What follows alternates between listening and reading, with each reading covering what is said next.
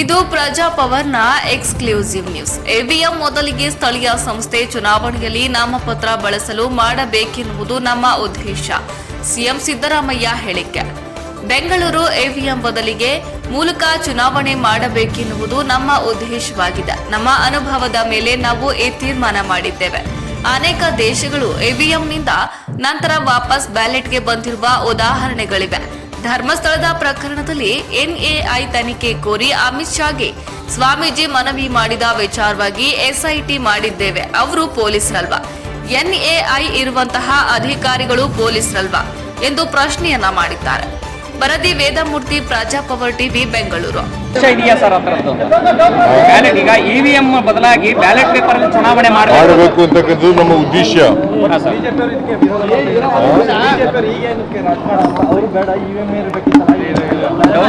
ಮಾಡ್ರಿ.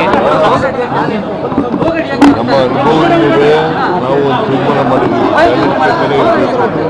ಅನೇಕ ದೇಶಗಳು ಇವಿಎಂ ಬಂದು ಮತ್ತೆ ಬ್ಯಾಲೆಟ್ ಪೇಪರ್ ಬಂದಿರತಕ್ಕಂಥ ನಿದರ್ಶನಗಳಿದ್ದಾವೆ. ಸರ್, ಸೋನಿಯಾ ಗಾಂಧಿ ಅವರಿಗೆ ಪತ್ರ ಬರೆದಿದ್ದಾರೆ ಸರ್, ಧರ್ಮಸ್ಥಳ ಪ್ರಕರಣದ ವಿಚಾರ. ಮಹಿಳಾ ಕೇಬಲ್ ಇದೆ ಸರ್. ಮಹಿಳಾ ಸ್ವಾಮೀಜಿಗಳೆಲ್ಲವೂ ಸರ್ ಎನ್ನೇ ತನಿಖೆ ಮಾಡಿ ಅಂತ ಧರ್ಮಸ್ಥಳ ಪ್ರಕರಣ ನೇ ತನಿಖೆ ಮಾಡಬೇಕು ಅಂತ ಅಮಿತ್ ಶಾಗ್ ಹೋಗಿ ದೂರು ಕೊಟ್ಟಿದ್ದಾರೆ ಸ್ವಾಮೀಜಿಗಳೆಲ್ಲರೂ. SIT ಮಾಡಿದ್ದೀವಿ. ಅವರು ಪೊಲೀಸ್ನವರೇ ಅಲ್ವಾ? NIನಲ್ಲಿ ಇರೋರು ಯಾರು?